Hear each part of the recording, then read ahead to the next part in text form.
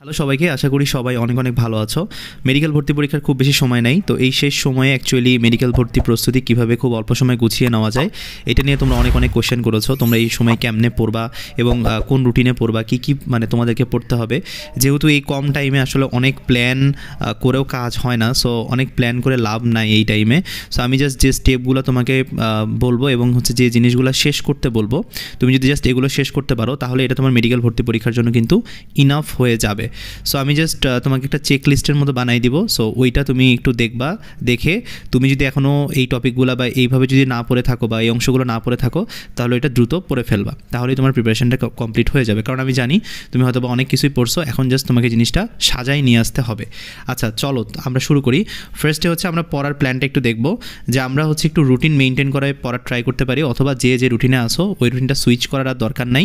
তুমি জাস্ট হচ্ছে ধরো রুটিনের মধ্যে এক্সামটাকে ইনক্লুড করতে পারো, কারণ যেহেতু তোমাকে এখন এক্সাম দিতেই হবে এবং আমাদের এখানেও কিন্তু হচ্ছে মডেল টেস্ট চলতেছে। সো তুমি হচ্ছে অবভিয়াসলি তুমি হচ্ছে এক্সাম দিবা। এবং রুটিন মেইনটেনের মধ্যে সবথেকে বেশি টাইম তুমি বরাদ্দ রাখবা হইলো বায়োলজির জন্য, কারণ বায়োলজিতে তোমাকে ফার্স্ট পেপার সেকেন্ড পেপার দুইটাতেই কিন্তু এখন সমান তালে পড়তে হবে। সো এই জন্য আমি এখানে সবথেকে বেশি টাইম তোমাদেরকে রাখতে বলবো। আর কেমিস্ট্রি এবং ফিজিক্সের জন্য মিনিমাম 3 ঘন্টা তোমরা রাখবা। বায়োলজির জন্য যদি এখানে 4 ঘন্টা রাখো তাইলে এখানে কিন্তু কেমিস্ট্রি এবং ফিজিক্সের জন্য 3 ঘন্টা রাখতে হবে। ইংরেজির জন্য 1 ঘন্টা রাখা ইনাফ এবং সাধারণ জ্ঞানের জন্য 1 ঘন্টা রাখা ইনাফ। এখন হচ্ছে যে তুমি কোন কোন জিনিস পড়বা। সো যদি আমি বায়োলজির ক্ষেত্রে আসি, বায়োলজি ফার্স্ট পেপার অর্থাৎ বোটানির ক্ষেত্রে তোমাকে এখানে অনেক কিছু পড়ার আছে, বাট তুমি সব কিছু পড়বা না। তুমি জাস্ট যেটা করবা, প্রথমে হচ্ছে দাগানো মূল বইগুলো একটু দেখে নিবা, যেহেতু তোমাদের ফুল সিলেবাস, তো সেক্ষেত্রে তোমার কিন্তু এখানে একটু টাইম লাগতে পারে। সো তুমি দাগানো মূল বই হাসান স্যারের যে বইটা আছে ওইটাকে একবার রিভিউ দিবা প্রতিটা চ্যাপ্টারের ক্ষেত্রে। এরপর হচ্ছে আলিম স্যারের বই থেকে গুরুত্বপূর্ণ অংশগুলো দেখবা, কারণ এটা খুবই ইম্পর্ট্যান্ট। আলিম স্যারের বই না দেখে মেডিকেল ভর্তি পরীক্ষায় যাবা না। সো আলিম স্যারের বইয়ের যে গুরুত্বপূর্ণ অংশগুলো আছে বইয়ের শেষে অলরেডি ওটা আমরা আমাদের এক্সাম ব্যাচে দিয়ে দিয়েছি। তো যারা এখনও পর্যন্ত কালেক্ট করো নাই তার এই যে হোয়াটসঅ্যাপ নাম্বার আছে এখানে যোগাযোগ করে ওইটা হচ্ছে তুমি নিয়ে নিতে পারো। সো আলিম স্যারের বইয়ের অংশটা কিন্তু খুবই ইম্পর্টেন্ট, ওইটা দেখে যাবা।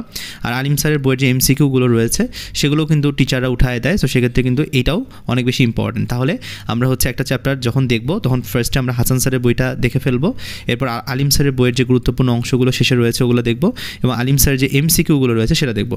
আর লাস্টে তো এক্সাম আছেই, আমাদের ওয়েবসাইটে ঢুকলে তুমি হচ্ছে ওই চ্যাপ্টারগুলোর উপরে এক্সাম পেয়ে যাবা। সো আমরা যেটা করেছি যে এখানে কিন্তু কম্বাইন করে দেওয়ার চেষ্টা করেছি, অর্থাৎ ধরো তুমি হচ্ছে প্রথম 5টা চ্যাপ্টার পড়বা, 5টা চ্যাপ্টার পড়ে তারপরে হচ্ছে একটা এক্সাম দিয়ে ফেলবা।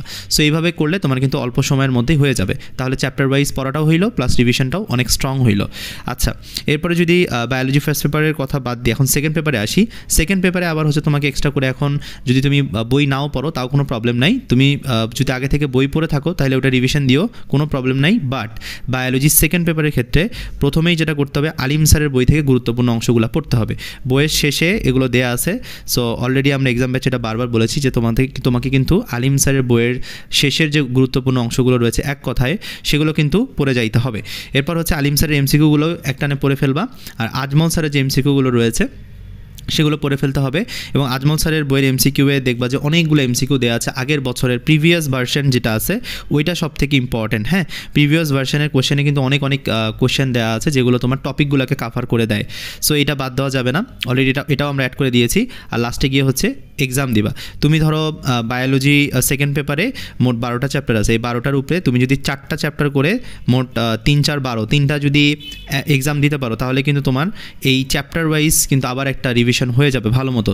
সো আমরা কিন্তু ওইভাবেই এক্সাম ব্যাচটা ডিজাইন করেছি, তো তোমাদের যাতে সুবিধা হয় এই কারণে আমরা হচ্ছে কয়েকটা চ্যাপ্টার মিলে এক্সামগুলো হচ্ছে রেডি করেছি, যাতে তুমি এই হায়ারার্কিটা ফলো করতে পারো। যদি তুমি এই হায়ারার্কিটা ফলো করতে পারো তাহলে তোমার বায়োলজি নিয়েও কোনো টেনশন থাকবে না। এখন আসো যে কেমিস্ট্রি অংশটা নিয়ে কী করবো, যেহেতু এবার কেমিস্ট্রিতে মার্ক হচ্ছে দেখা গেছে ওই সেমই আছে, তো সেক্ষেত্রে বায়োলজি ফার্স্ট পেপার এবং সেকেন্ড পেপারের ক্ষেত্রে আমরা জাস্ট একটাই মূলমন্ত্র এখানে যেটা ফলো করব সেটা হলো হাজারি স্যারের বইয়ের ফার্স্টে আমরা হচ্ছে এমসিকিউটা পড়বো।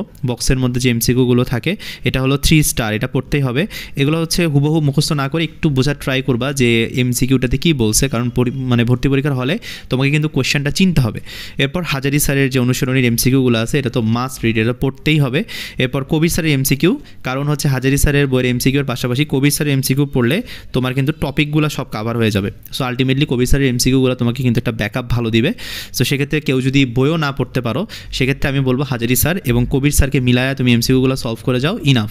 এর বাইরে কেমিস্ট্রিতে আসার মতো কোনো কোয়েশ্চেন নাই, সবগুলো তথ্য কিন্তু এখানে কাভার হয়ে যাবে মেডিকেলের জন্য। আর লাস্টে গিয়ে হচ্ছে এক্সাম দিবা, যেহেতু আমাদের এখানে মোট 10টা চ্যাপ্টার আছে, 10টা চ্যাপ্টারের উপরে আমরা কিন্তু 4টা এক্সাম নিব, হ্যাঁ চ্যাপ্টার ওয়াইজ। তো তুমি যেটা করবা সেটা হলো যে 2টা করে চ্যাপ্টার ধরো তুমি হচ্ছে পড়লা, বা 3টা করে চ্যাপ্টার তুমি রিভিশন দিয়ে তারপর হচ্ছে এক্সাম দিলা, তাহলে তোমার রিভিশন প্লাস হচ্ছে প্রিপারেশন সব কিছু স্ট্রং হয়ে গেল।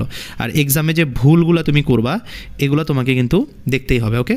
আচ্ছা, এরপর আসি ফিজিক্সের ক্ষেত্রে কী করা যায়। ফিজিক্সের ক্ষেত্রে সবথেকে ইম্পর্টেন্ট হইলো ইসাক স্যারের বইয়ের সারসংক্ষেপ, কারণ এখানে যে তথ্যগুলো আছে এই তথ্যগুলো থেকে কিন্তু হুবহু কোশ্চেন বানানো যায়।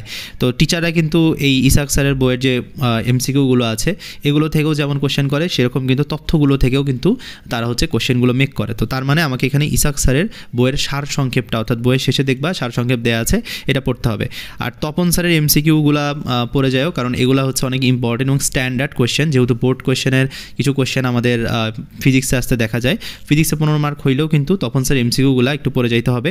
আর মাঝে মাঝে হচ্ছে কিছু কিছু ম্যাথ দেখবা তুমি যেগুলো অ্যাকচুয়ালি আসার মতো না, সেগুলোও দেখবা যে তপন স্যারের বই থেকেই আসলে চলে আসে। তো সেক্ষেত্রে তপন স্যারের বইয়ের ম্যাথগুলো একটু দেখে যাও। আর বহুপদী কোশ্চেন এগুলো তো দেখার দরকার নেই, প্লাস হচ্ছে কিছু কিছু বইয়ের টাইপের ম্যাথ আছে, তো ওগুলো একটু দেখে যাও, তাহলে তোমাকে এটা হেল্প করবে। আর ইসাক স্যারের এমসিকিউ তো পড়তেই হবে।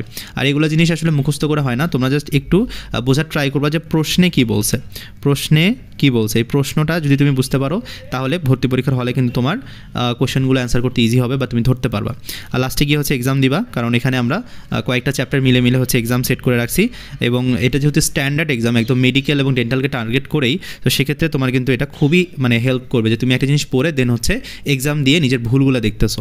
আচ্ছা, আর যতবার ইচ্ছা তুমি এক্সাম দিতে পারবো, কোনো সমস্যা নেই, প্র্যাকটিসের জন্য আমরা কিন্তু সব কিছু ওপেন করে রেখেছি। ওকে, এবারে আসো ইংরেজি এবং সাধারণ জ্ঞানের ক্ষেত্রে কী করা যায়। এগুলো হচ্ছে আমরা যে টপিকগুলো জাস্ট দিয়ে দিয়েছি এগুলোর উপরেই জাস্ট তুমি এমসিকিউ সলভ করবা। এখন কিন্তু কোনো ধরনের কোনো রুল পড়া যাবে না, কারণ এখন যদি তুমি রুল পড়তে থাকো যে পার্টস অফ স্পিচের রুল, অথবা হচ্ছে ধরো তুমি অন্য যে কোনো একটা topic, right form of verb বা যে কোনো একটা টপিক নিয়ে তুমি রুল পড়া শুরু করলে কিন্তু এটা শেষ হবে না। সো রুলস বাদ দিয়ে আমরা জাস্ট হইলো একটা করে টপিক নিব, এবং আমরা অলরেডি টপিক সিলেকশন করে দিয়েছি, তোমরা দেখেছো। সো ওই টপিকগুলোর উপরেই জাস্ট তুমি 100 বা 150 এমসিকিউ সলভ করে যাবা, ইনাফ। কারণ যে কোশ্চেনগুলো আসবে এগুলো কিন্তু নিয়োগ পরীক্ষা বা বিভিন্ন চাকরির পরীক্ষার কোশ্চেনগুলো কিন্তু তুলে দিবে। সো ওইটা আমরা হচ্ছে মেডিকেল ভর্তি পরীক্ষার পরে তোমাদেরকে প্রুফ দেখাবো যে ইংরেজির যে কোশ্চেনগুলো আসবে এই 15 মার্ক কিন্তু তোমার হচ্ছে পুরাপুরি কপি পেস্ট থাকবে। তো সেক্ষেত্রে আমরা যদি জাস্ট টপিকগুলো পড়ে যাইতে পারি এবং এমসিকিউগুলো সলভ করে যেতে পারি তাহলে কিন্তু আমার হয়ে যাচ্ছে। আর আমাদের এক্সাম তো আসেই, আমাদের ইংরেজির উপরে যে এক্সামগুলো আছে এগুলো তুমি যদি দাও তাহলে তোমার কিন্তু এখানে ফুল টপিকগুলোই কাভার হয়ে যাচ্ছে। সো আমি এই হায়ারার্কিটা ফলো করতে বলবো ইংরেজি এবং সাধারণ জ্ঞান দুইটার ক্ষেত্রেই। আমরা যে টপিকগুলো দিয়ে দিয়েছি শুধুমাত্র সেগুলোর উপরেই তুমি হচ্ছে এমসিকিউ সলভ করবা এবং হচ্ছে এক্সাম দিবা, তাহলে এই দুটোর প্রিপারেশন শেষ হয়ে যাবে। আর ইংরেজি এবং সাধারণ জ্ঞানের জন্য রেগুলার পড়বা। যারা হচ্ছে এখানে খুব বেশি পিছায় আসো তাদেরকে আমি বলবো যে এখানে ইংরেজিতে তোমরা 1 ঘন্টার বদলে 2 বা 3 ঘন্টা দিবা। কারণ হচ্ছে যাদের আসলে খুব বেসিকে প্রবলেম আছে তারা যদি ইংরেজি এবং সাধারণ জ্ঞান এই দুইটা মিলায় ধরো তুমি যদি এখন 3 ঘন্টা না দাও তাহলে কিন্তু কমপ্লিট করা খুব কঠিন হবে, কারণ সময় খুবই কম। সো যেহেতু সময় কম, সো সেই জন্য আমি তোমাদেরকে বলবো যে সাবজেক্টে বেশি উইকনেস আছে সেই সাবজেক্টটাকে বেশি একটু সময় দিয়ে পড়তে হবে। কারণ তোমাকে আমি এখানে কিন্তু কোনো টাইম লিমিট দেই নাই, এখানে জাস্ট আমি বলছি তুমি এই টপিকগুলো শেষ করে যাও। এখন এই টপিকগুলো তুমি 2 দিনেও শেষ করতে পারো, 5 দিনেও শেষ করতে পারো, 7 দিনেও শেষ করতে পারো, এটা তোমার ব্যাপার। সো আমি জাস্ট তোমাকে বলবো টপিকগুলার এমসিকিউগুলো সলভ করবা এবং হচ্ছে এক্সাম দিবা, এটাই তোমার জন্য ইনাফ। আর যারা হচ্ছে এই যে এক্সাম ব্যাচের রুটিন এগুলো দেওয়া আছে, সো যারা হচ্ছে রুটিন ওয়াইজ এক্সাম দিতে চাচ্ছ তারা তো দিতেই পারবা, কোনো সমস্যা নেই। এছাড়াও যেহেতু এক্সামগুলো রেকর্ডেডও থাকে সো তোমরা কিন্তু ইচ্ছা মতো এগুলো দিতে পারবা। আর ইংরেজি এবং সাধারণ জ্ঞানের ক্লাসগুলো হচ্ছে, সো তোমরা ওগুলো একটু করবা যে আমরা ওখানে ইংরেজি এবং সাধারণ জ্ঞানের যা কিছু আছে জিকে সো জিকেইর মধ্যে যা কিছু আছে সব কিছু কিন্তু আমরা শেষ করে দিব। সো ওই ক্লাসগুলো করলে তোমার কিন্তু আর কোনো প্রবলেম হবে না। তো দেখা হচ্ছে নতুন একটা ক্লাসে।